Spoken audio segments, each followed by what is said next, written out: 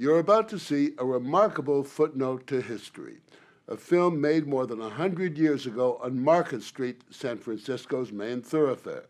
In fascinating detail, it shows how people lived and traveled and dressed in what was then, as now, the Golden City of the American West. The film is well known to historians, but who made it and why? And most important, exactly when?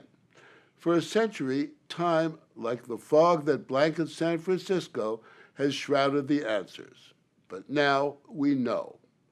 The film is a time traveler's glimpse of a joyous city on the brink of disaster.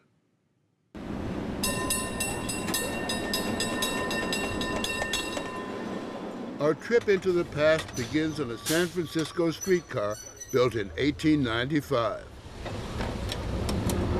It still comes out once in a while and carries passengers down the main street. It looks just like a cable car because it was built by the people who built the cable cars.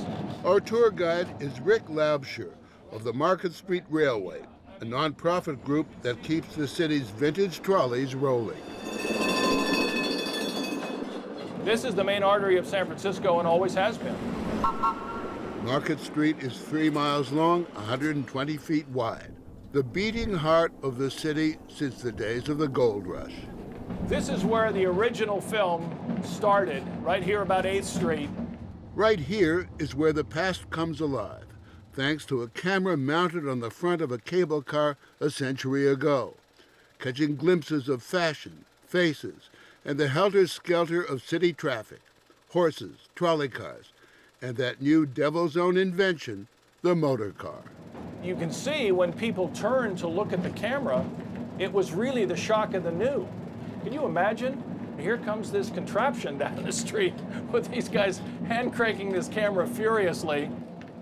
Others had made films of San Francisco starting in the 1890s, but this cameraman had the good sense to simply turn it on and leave it on. When you saw that film, what did you make of the people, the newsboys, the cars, the horses, everything all happening at once right here on the track? Yeah, I mean, you can see that people would circulate wildly, and they're just kind of wandering across the street. You have these huge drays led by teamsters with 4, sometimes 8 horses hauling along. And it seems, watching the film, that there were absolutely no traffic rules. It seems like it. Sort of people, it was optional to stay to the right. But, you know, it seemed to be honored in the breach. People will tell you today that Market Street is still that way. Looking back a century from the same spot on the same street is an eerie sight. Teddy Roosevelt was president then. Life expectancy was 47 years for men, 50 for women, most of whom still couldn't vote. And no one, man, woman, or child, went out without a hat. The last few blocks of Market Street today, banks and brokers, it's Wall Street West. A century ago, the wholesale district offering coffee, tea, and spices, a time when a decent salary was $400 a year, a time reborn on film. It's left us an astonishing record, the likes of which we rarely see. Quality. Film archivist and historian Rick Prelinger owns the clearest of the 3 surviving copies of the film. This is over 100 years old, but the image quality is just absolutely excellent. How fragile is this? Extremely. This is a digitally restored, high-definition copy seen here for the first time on television. What is it that moves us so when we see something like this? It's uncanny. First off, to see something that's so old, and almost an alternate universe, really. I love when the little kid is in the carriage ahead of the streetcar and opens up that curtain and peeks out. And then at the very, very end, the streetcar turns around and you have a glimpse of newsboys looking at the camera and waving just for a few frames. It dazzles audiences. People applaud this film. It ends here, at the Ferry Building on San Francisco Bay. The movie is a small gem about a much larger gem this magnificent city on the hills.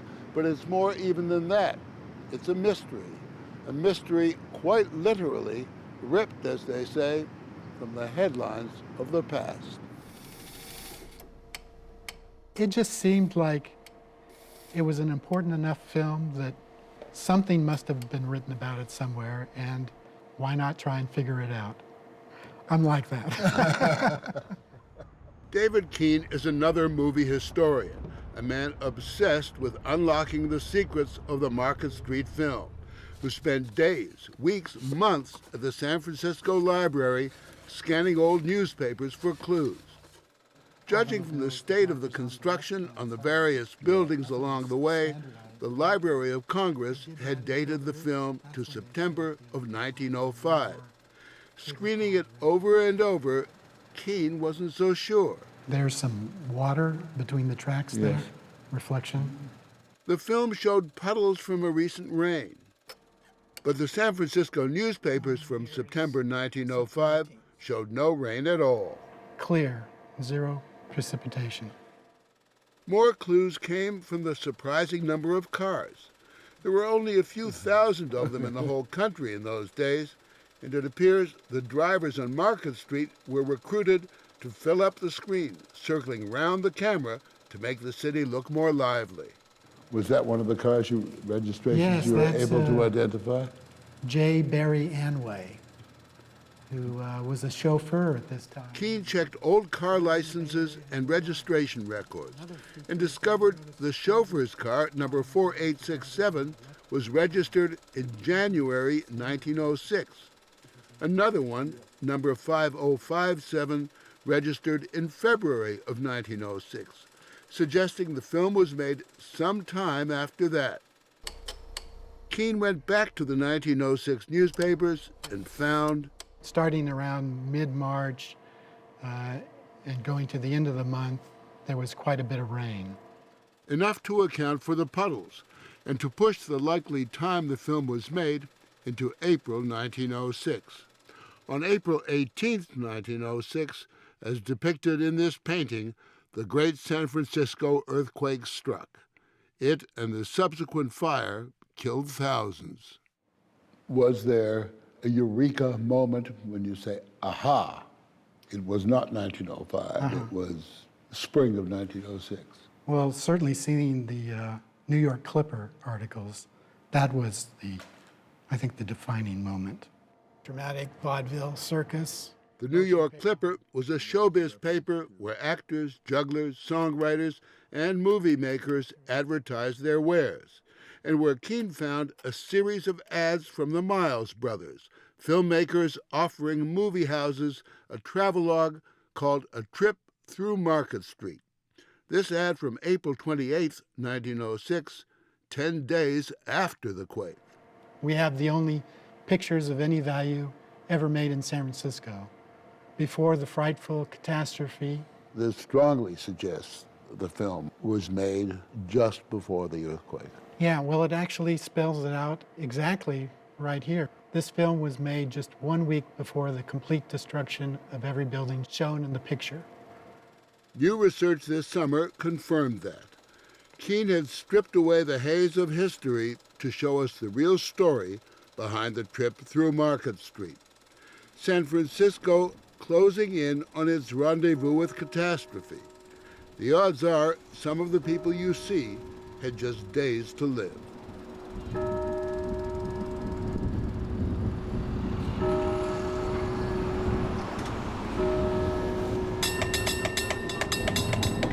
When you look at that film, all you can think of is what was about to happen.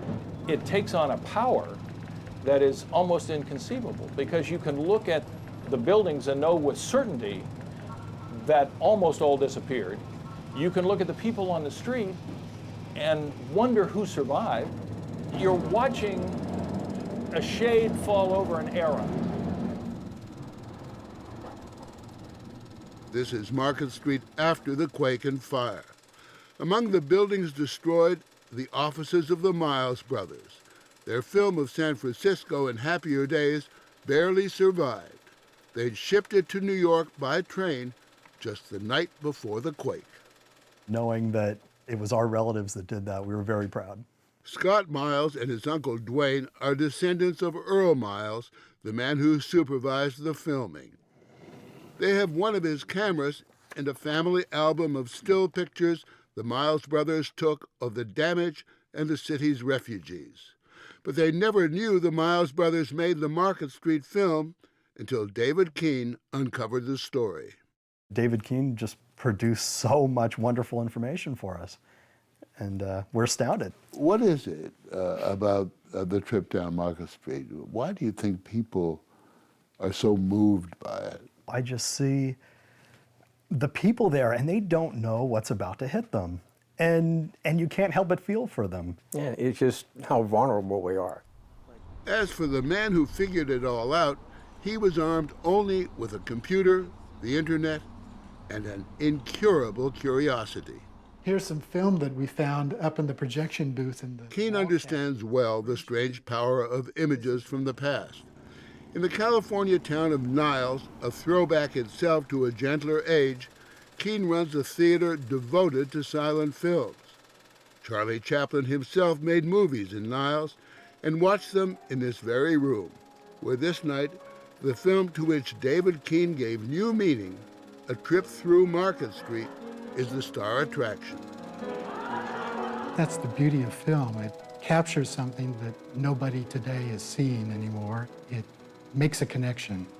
Young and old, they still react with amazement to it.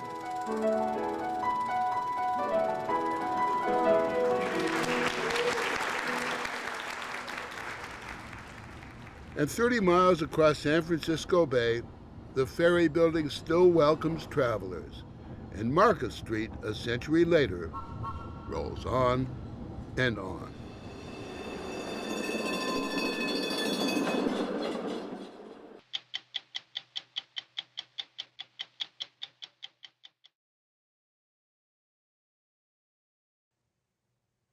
Ever since Mao Zedong won China's civil war in 1949, and the losing anti-communist side fled to a small island nearby, Beijing has insisted that that island, Taiwan, is an integral part of the mainland. The U.S. has walked a tightrope, respecting that one China policy, but maintaining a special relationship with Taiwan, today a progressive, thriving democracy.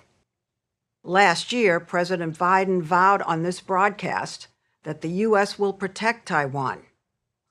But as we first reported in October, China has steadily increased its pressure on the island, including launching its largest military drill ever last summer after then House Speaker Nancy Pelosi visited Taiwan. In a display of frightening military might, China subjected Taiwan to 3 days of continuous sorties, with over 100 warplanes, a barrage of ballistic missiles, and warships that encircle the island, delivering a loud and clear message that China could choke Taiwan anytime it wanted to. You think they're going to invade? It is not a matter of if they will invade. It is a matter of when they will invade.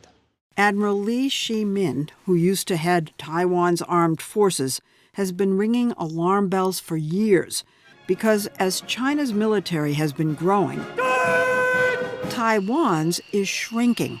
The number of soldiers in uniform has been cut in half over the years. The length of mandatory service had been reduced to just 4 months. And Admiral Lee complains that the government has been buying the wrong weapons for years. Tanks and jets from the United States instead of smaller, portable missiles. What I gather you think the military needs are these Stingers and Javelins and drones, exactly what they need in Ukraine.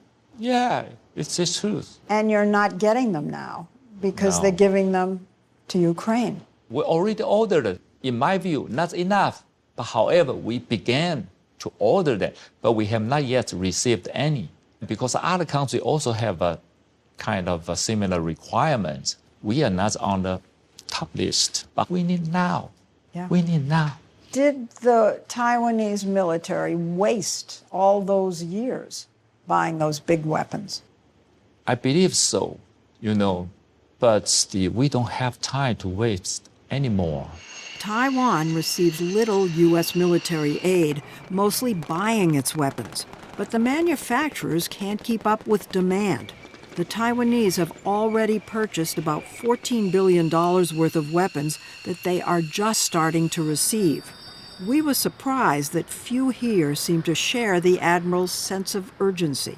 Here in Taiwan, you'd never know that the Dragon to the north recently sent warships to surround the island.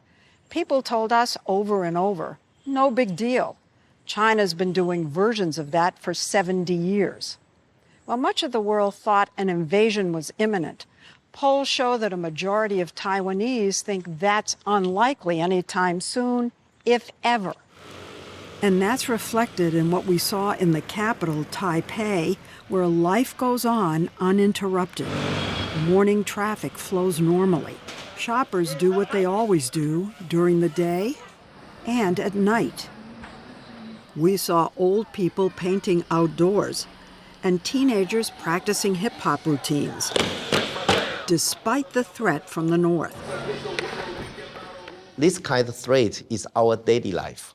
Wang Dingyu, a parliamentarian from southern Taiwan, says a kind of war has already started. China, they try to annex Taiwan. For past 50 years, they try all different kind of way. Maybe I can give you very concrete figures. There are 20 million cyber attacks per day. Per day? Yes, every day. Wang, who sits on Parliament's Foreign Affairs and National Defense Committee, took us to a high-security lab where engineers track those attacks. This is Taiwan. Yeah. Okay. A small island, but we are proud of it.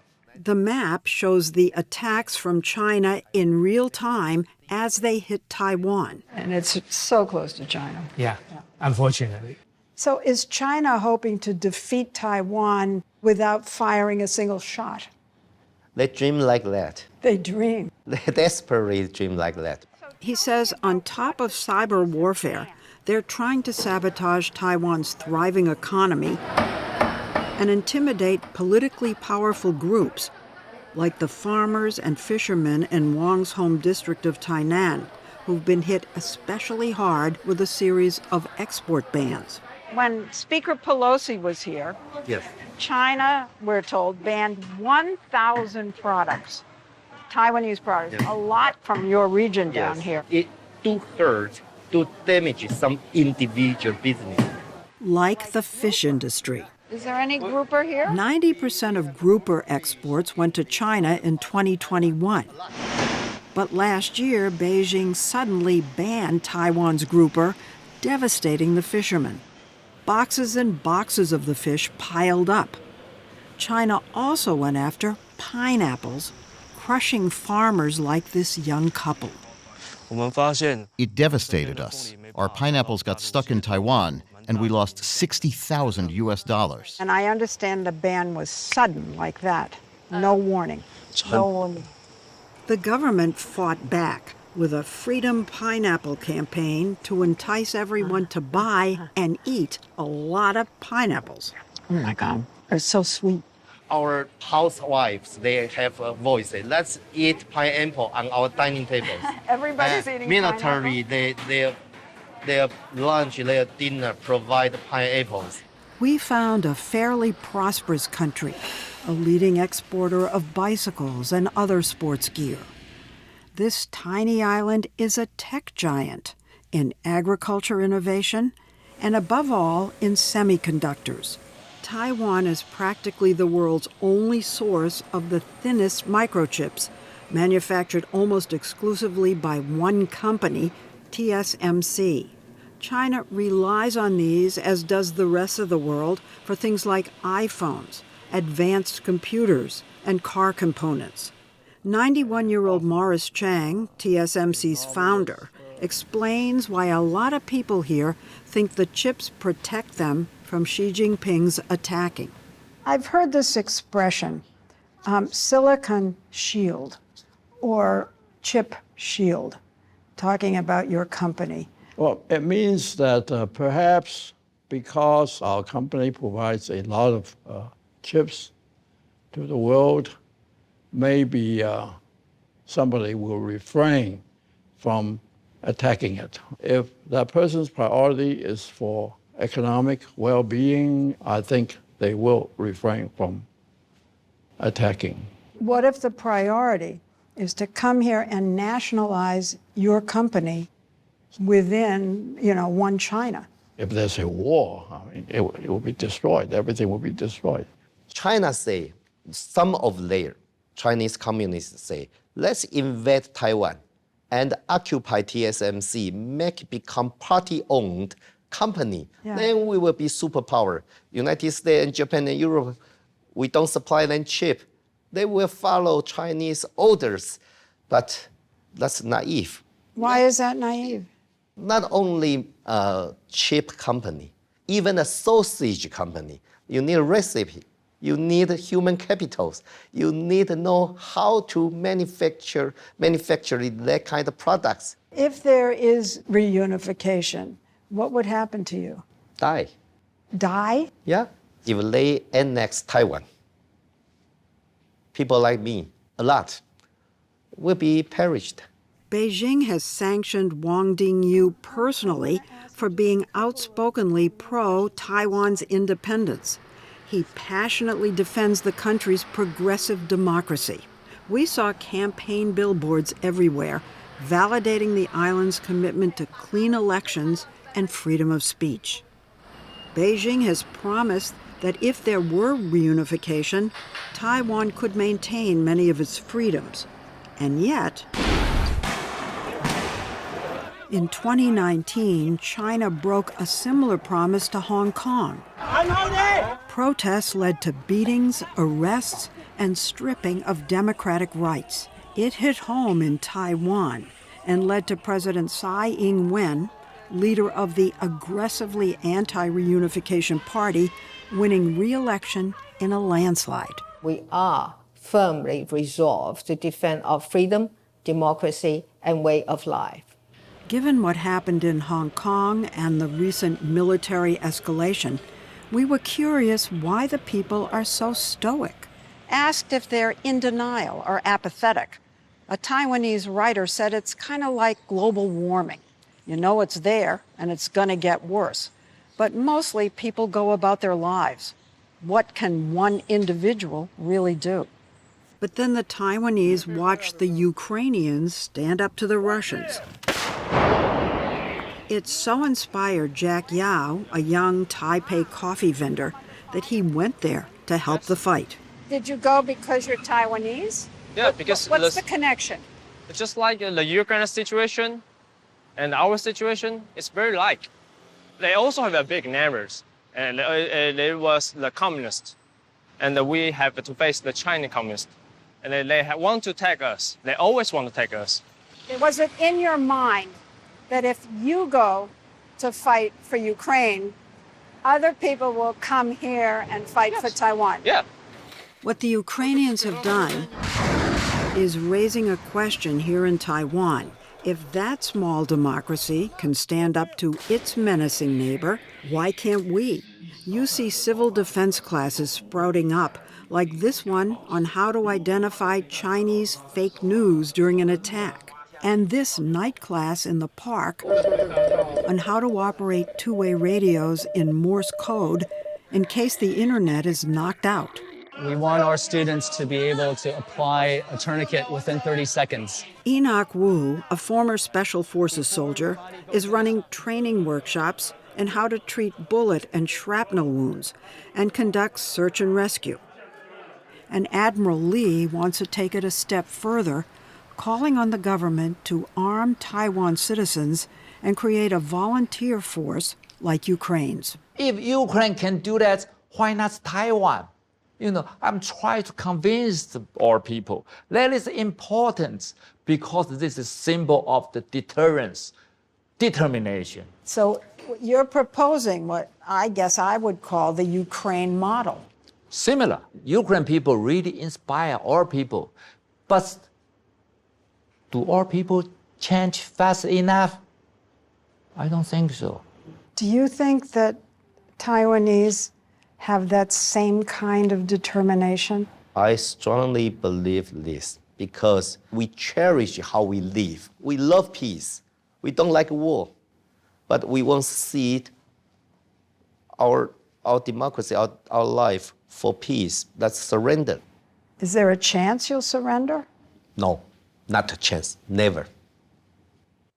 Since our broadcast last fall, the length of mandatory military service in Taiwan was extended from 4 months to a year.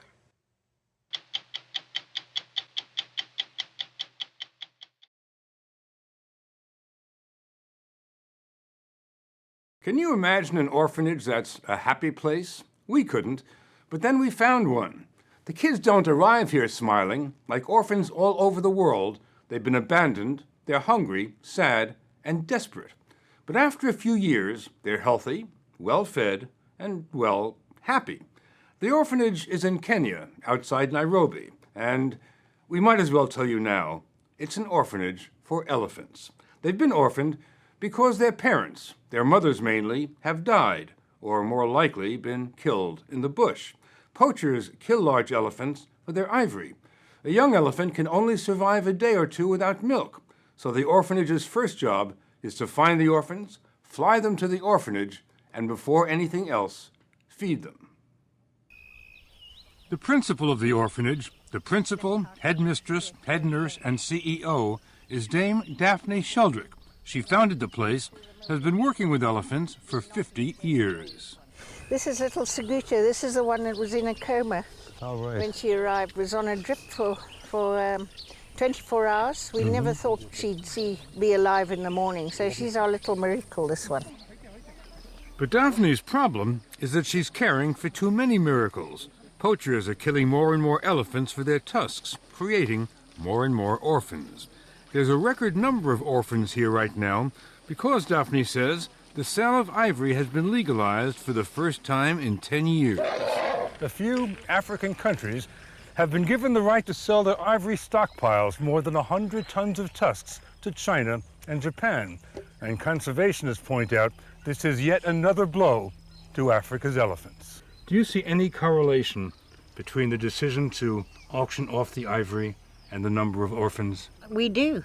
Every time ivory is auctioned legally, there's a rise in poaching. And we also see the correlation in the price that's paid to the poacher for illegal ivory. Is the price going up? It's gone from 300 shillings a kilo to 5,000. That's about $1,000 a tusk. And in Kenya, the number of elephants killed by poachers has increased by 45% this year alone. A rather amazing rise, isn't it? It is. It's a scary, frightening rise. Poachers were behind the death of this elephant. Her trunk was caught in one of their snares, and she had no way of feeding herself or her 6-week-old baby boy. He just couldn't accept the fact that his mother was dead, so he continued trying to suckle. Eventually, the keepers got him to drink their milk. They called him Shimba, and he was in such bad shape that nobody thought he would survive. But then he was brought to the orphanage, and things began going his way. He's 27 months old now, and is in very good shape. Very muscular, very strong, and he's beginning to grow tusks. He never stops eating. In fact, that's the first love of every orphan here, eating. The institution has a dining area, and that's not all. As we found out when we first dropped by here 3 years ago, it has everything you'd want in an orphanage. Dormitories, each orphan has a private room, a communal bath, and a playground. The regimen at the orphanage is anything but Dickensian. Unlike Oliver Twist, when one of these orphans asks for more, that's what he gets, more. Ultimately, Daphne finds elephants more sympathetic than people. What is the most extraordinary thing you have learned about elephants? Their tremendous capacity for caring is, I think, perhaps the most amazing thing about them, even at a very, very young age. Their sort of forgiveness, unselfishness. So, you know, I often say, as I think I've said before, they have all the best attributes of us humans and not very many of the bad. Just about the best people you've ever met are the gentlemen who work here. Keepers, they're called, and they have extraordinary jobs. There is one keeper per elephant. He'll spend 24 hours a day with his charge, 7 days a week. A keeper feeds his elephant every 3 hours, day and night, just like Mom would. He keeps his elephant warm, not like Mom would, but with a blanket. And when it's sleep time, he beds down right next to his elephant. If he leaves, if ever so briefly, the baby wakes up and broadcasts his displeasure. The keepers are rotated now and then so that no elephant gets too terribly attached to any one of them.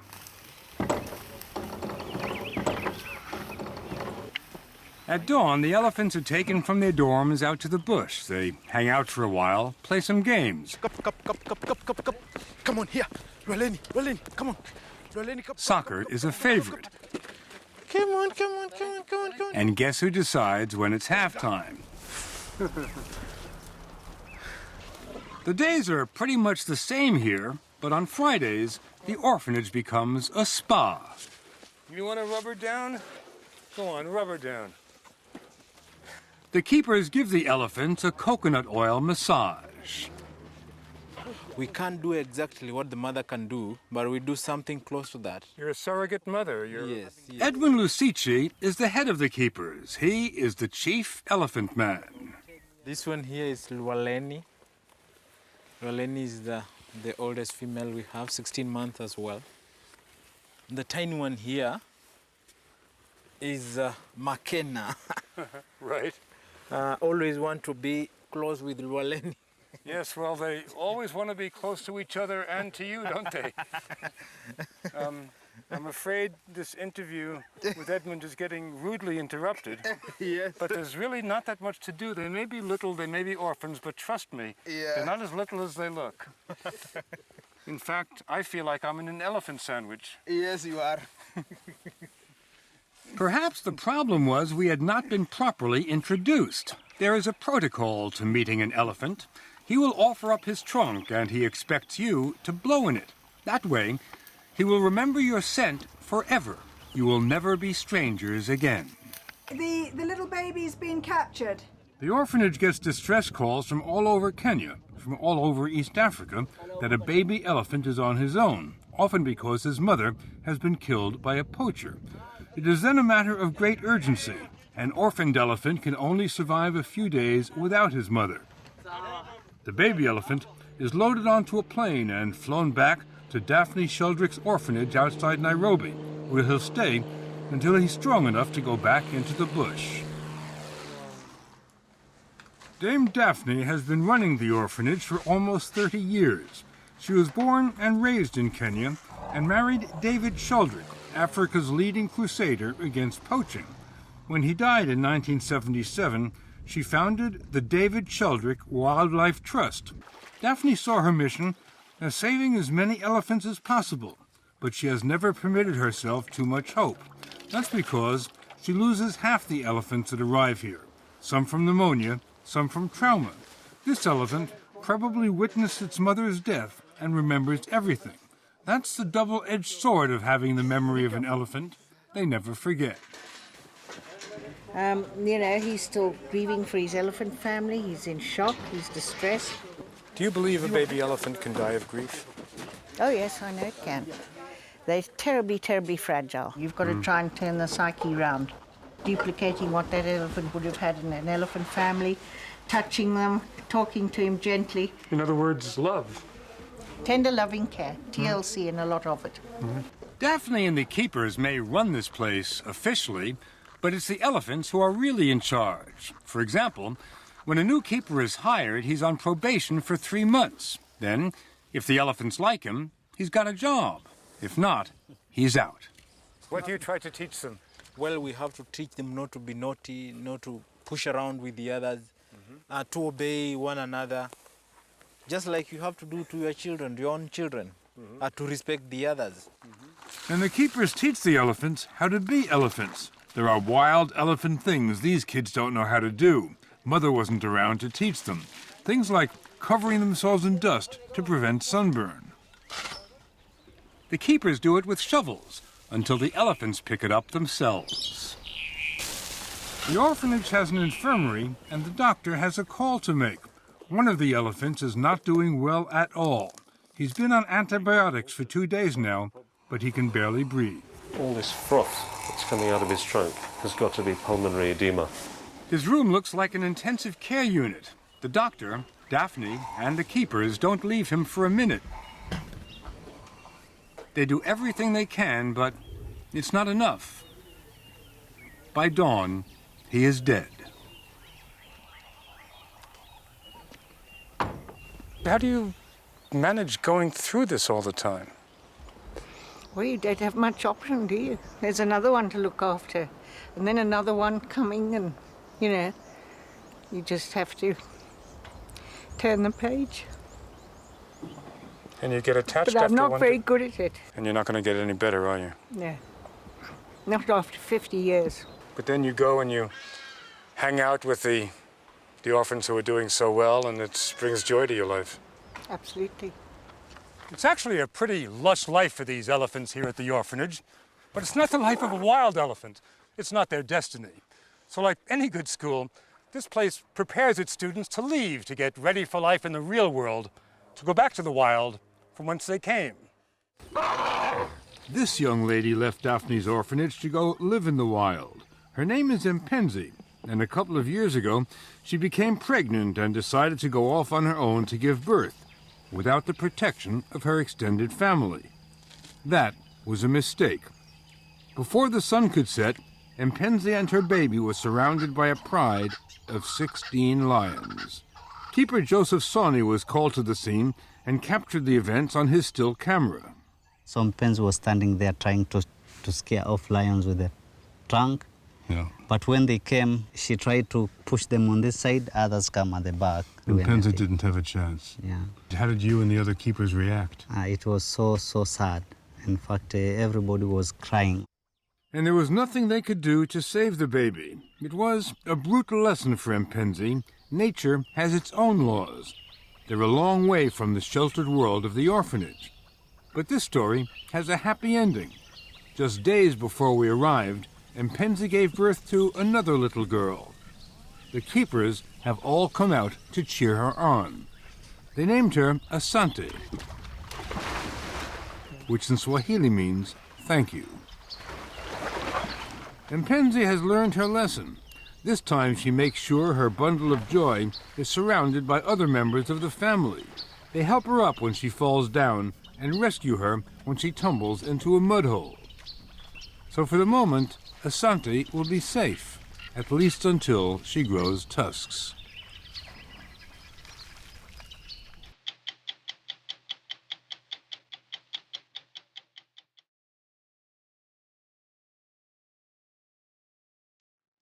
Almost 20 years ago, we broadcast one of the most controversial stories in our 44 years on the air.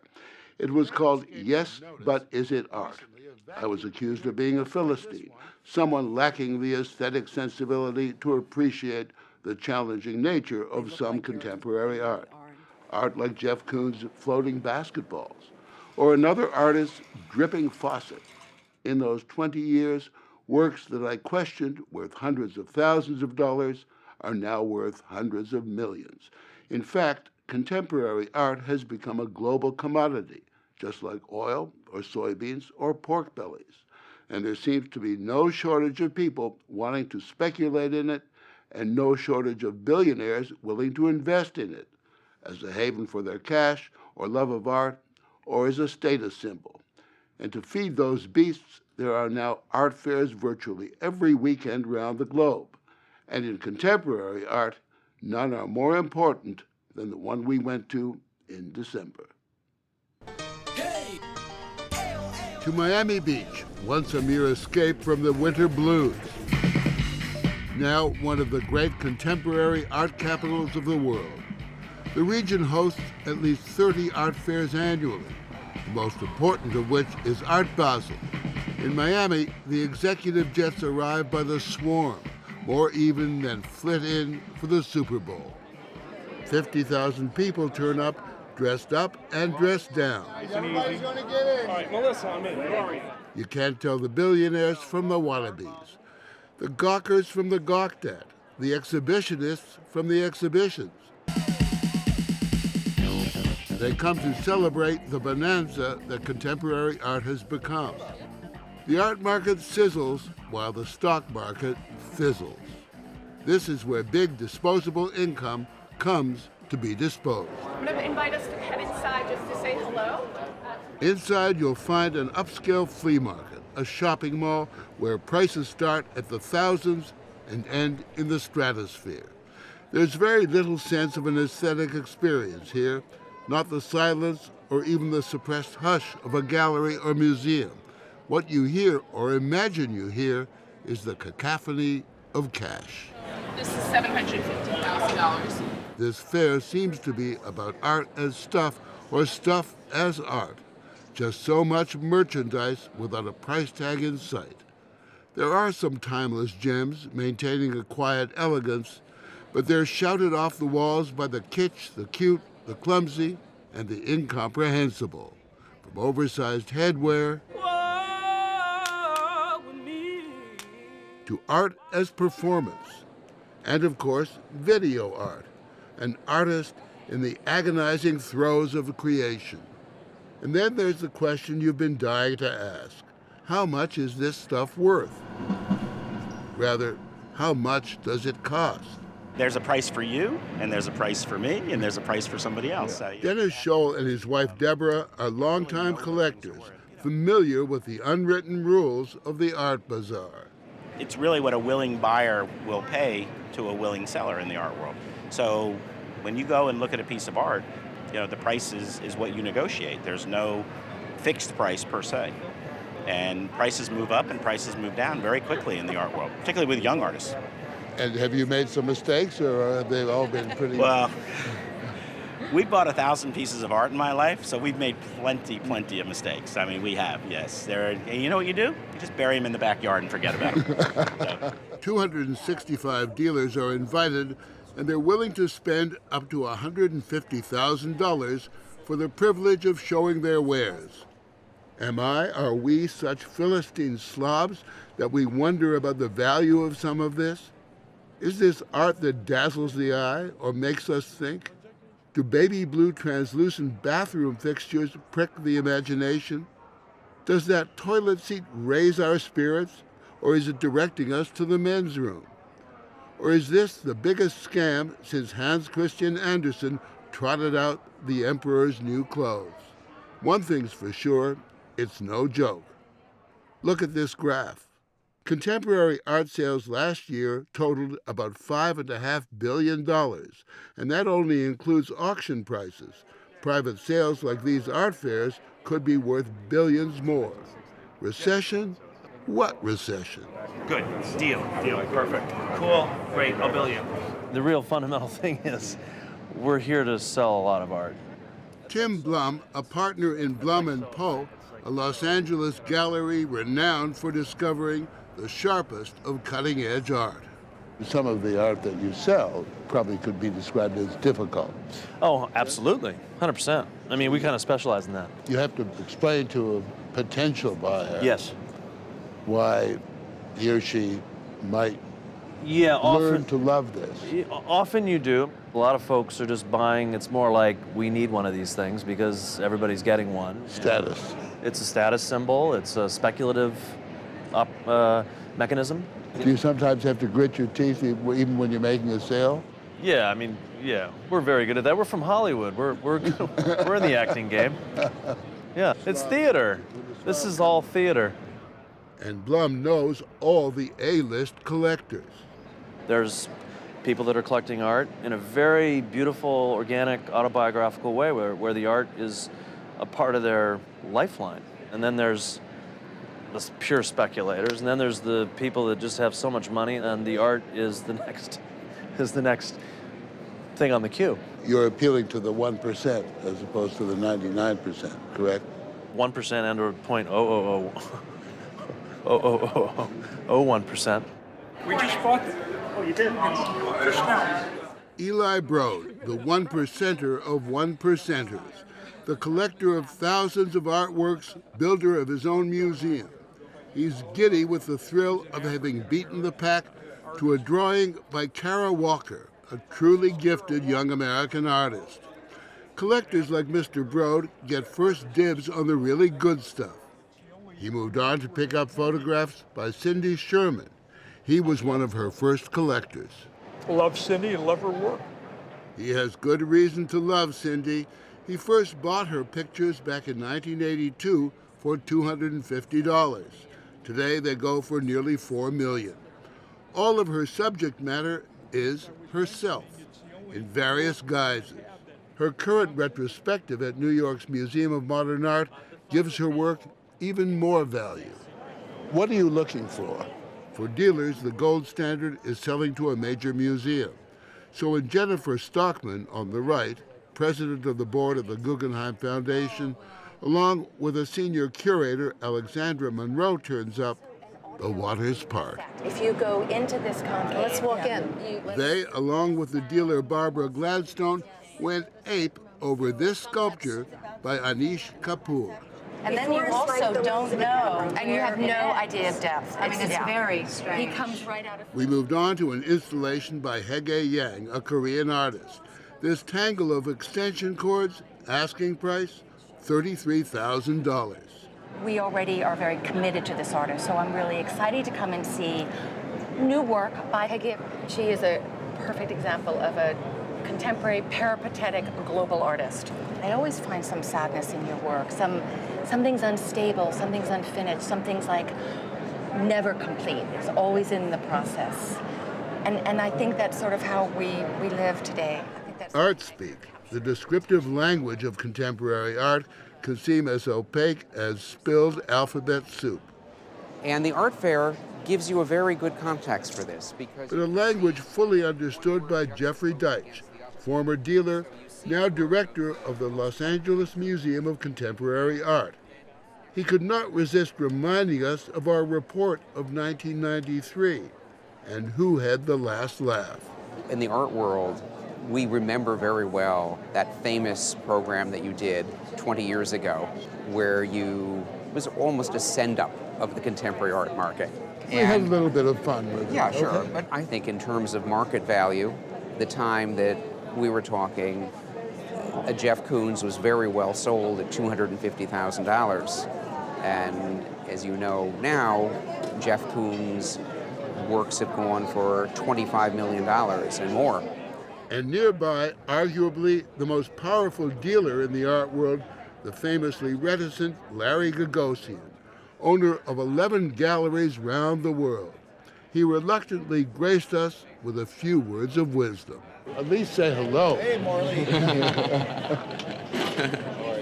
You always look so dapper. I love it. This place has become one of the places that someone like yourself have to show at.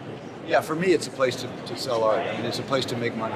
You know, the art fair has become a huge part of our business. How has China and Russia changed the art market? It's been a huge factor. I think. The wealth in Russia, the Middle East, and Asia, it's changed it dramatically. Just how dramatically can be seen in this graph. In orange is the contemporary art market's performance compared to the gray, which is the S&P stock index. Much of that dramatic rise is a result of those new billionaires from China and Russia parking their money in art. You have to tell me a little more about this, Victor. Maria Babakova, age 26, is interested in this dealer's Gerhard Richter, a German artist who is the current rage. It's got a lot of wallpower. She's a Russian oligarch's daughter who's spending a fortune on contemporary art.